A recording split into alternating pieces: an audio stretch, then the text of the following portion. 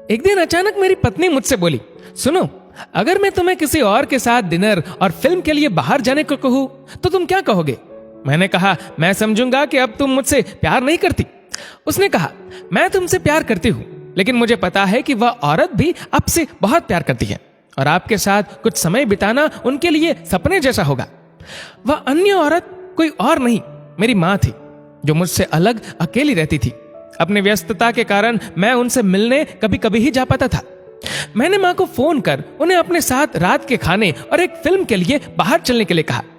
तुम ठीक तो हो ना? तुम दोनों के बीच कोई परेशानी तो नहीं? माँ ने पूछा। मेरी माँ थोड़ा शक्की मिजाज की औरत थी। उनके लिए मेरा इस किस्म का फोन मेरी किसी परेशानी का संकेत था। नहीं नहीं, कोई परेशानी नहीं माँ, बस मैंने सोचा था कि आपके साथ बाहर जाना एक सुखद एहसास होगा।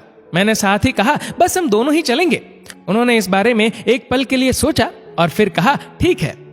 शुक्रवार की शाम को जब मैं उनके घर पहुंचा तो मैंने देखा वह भी दरवाजे पर इंतजार कर रही थी। वो एक सुंदर पोशाक पहने हुई थी और उनका चेहरा एक अलग सी खुशी से चमक रहा था। कार में माँ ने कहा, मैंने अपनी सहेलियों को बताया कि मैं अपने बेटे के साथ बाहर खाना खाने के लिए जा रही हूँ। वे काफी प्रभावित थी। हम लोग माँ की पसंद वाले एक रेस्टोरेंट पहुंचे, जो बहुत शानदार तो नहीं मगर अच्छा और आरामदायक था। हम बैठ गए और मैं मेनू देखने लगा। मेनू पढ़ते हुए मैंने आंख उठाकर देखा तो पाया कि माँ मुझे ही देख रही थी और एक उदास सी मुस्कान उनके होठों पर थी। जब तुम छोटे थे तो ये मेनू मैं तुम्हारे लिए पढ़ती थी। उन्होंने कहा, माँ इस समय मैं इसे आपके लिए पढ़ना चाहता हूँ। मैंने जवाब दिया। खाने के दौरान हम में एक दूसरे के जीवन में घटी हाल ही की घटनाओं पर चर्चा होने लगी। हम बातों में इतना खो गए कि पिक्चर का समय कब निकल गया हमें पता ही नहीं चला। बाद में वापस घर लौटते समय माँ ने कहा कि अगर अगली बार मैं उन्हें बिल का पेमेंट करने दूं तो वो मेरे साथ दोबारा डिनर के लिए आना चाहेंगी।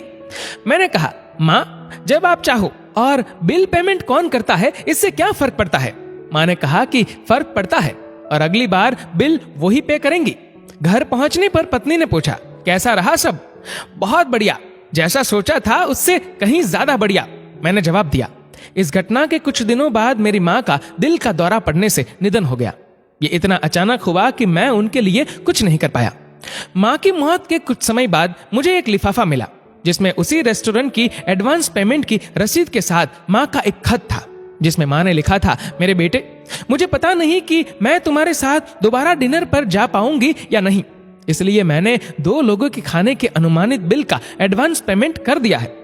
अगर मैं नहीं जा पाऊं तो तुम अपनी पत्नी के साथ भोजन करने जरूर जाना।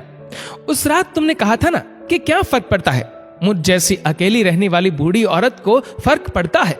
तुम नहीं जानते, उस रात तुम्हारे साथ बीता हर पल मेरे जीवन के सबसे बेहतरीन समय में से एक था। भगवान तुम्हें सदा खुश रखे। लव यू मेरे बेटे, तुम्हारी माँ।